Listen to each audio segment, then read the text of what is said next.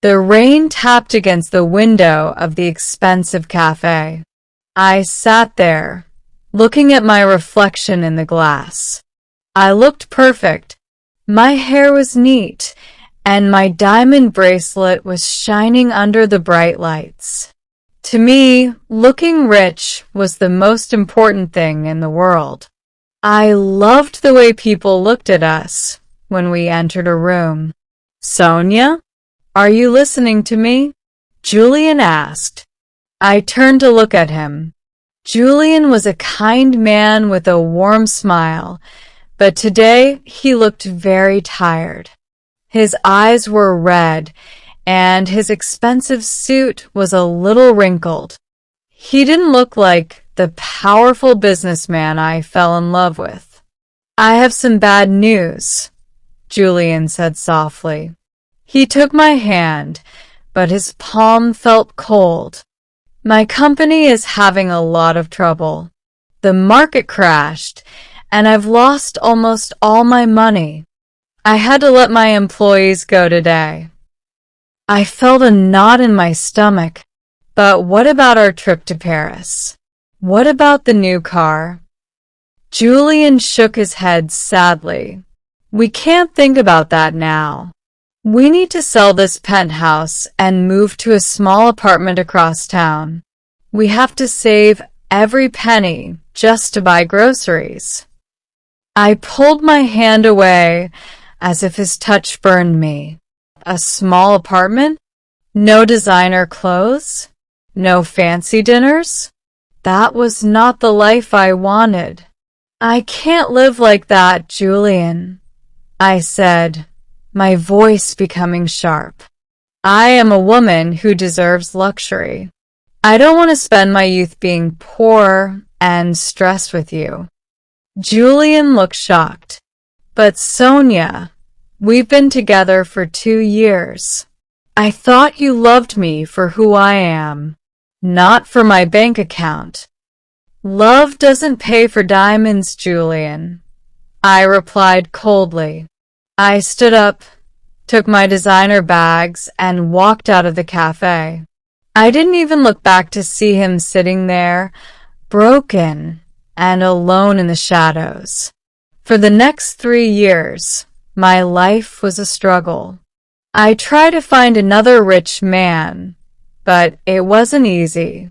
I went to fancy parties and wore my best dresses, but the men I met were not like Julian. They were arrogant and selfish. They liked my face, but they didn't care about my heart. I moved into a small, dark flat. Every time I looked at my fading reflection in the mirror, I remembered the penthouse. I missed the comfort, but I never once stopped to think if Julian was okay. I only cared that I was no longer a queen. One afternoon, I was at a small shop when I saw a magazine on a shelf. A familiar face stared back at me. It was Julian, but he looked different. He looked stronger, more confident, and very, very wealthy. The headline read, "The Tech Genius. Julian Vance turns a garage idea into a billion-dollar empire." He had started a new company from nothing. Now he was the most successful man in the country. My heart started to beat fast. This is my chance, I thought. If I can make him remember our good times, I will be back at the top. A week later, I heard Julian was hosting a grand party at a 5-star hotel. I spent my last bit of savings on a stunning red dress and professional makeup. I wanted Julian to see that I was still the most beautiful woman in the room. When I arrived at the hotel, the ballroom was breathtaking. There were crystal chandeliers and mountains of expensive food. I saw Julian standing in the center of a group of famous people. He looked like a king. I waited until the crowd moved away. Then I walked up to him with my most charming smile. "Hello, Julian," I said, my voice like honey. "It has been a long time." Julian turned around. He looked at me, but his eyes didn't spark with joy. They stayed calm and cold. "Sonia, I didn't expect to see you here." "I saw the news," I said, touching his arm gently. "I am so incredibly proud of you. Leaving you was the biggest mistake of my life. I was just young and confused by the stress. I've missed you every single day since then. Can we please talk? Can we start over?" Julian looked at my hand on his expensive sleeve. Then he looked me straight in the eyes. "Do you really miss me, Sonia?" he asked quietly. "Or do you just miss the person who can pay for that red dress?" "That's not fair," I cried, trying to look like I was going to cry.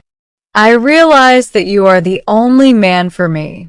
Money doesn't matter."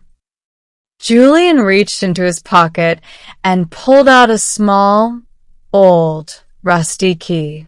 "Do you know what this is?" he asked.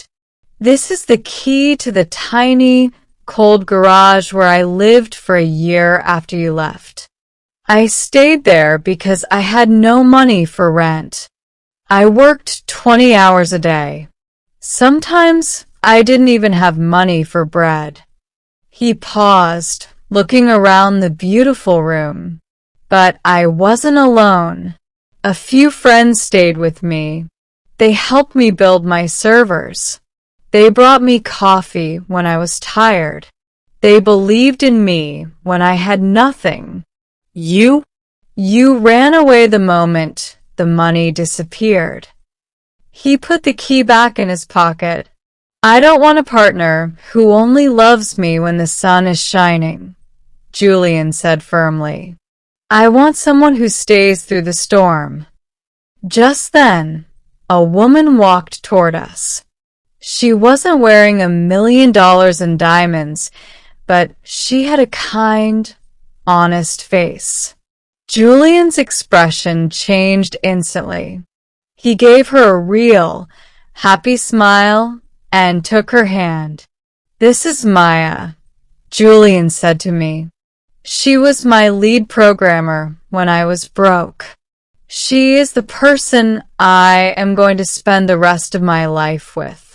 Now, please excuse us. We have a company to celebrate." Julian and Maya walked away, laughing and talking with their friends. I stood in the middle of the crowded ballroom, surrounded by gold and lights, but I felt like I was standing in a graveyard. I looked at the diamonds on my wrist. They were beautiful, but they felt heavy and cold. For the first time, I finally understood my mistake. I had chased the gold, but I had thrown away the diamond. A man who truly loved me. I walked out into the dark, rainy night, finally realizing that loyalty is the only thing money can never buy. But it was too late.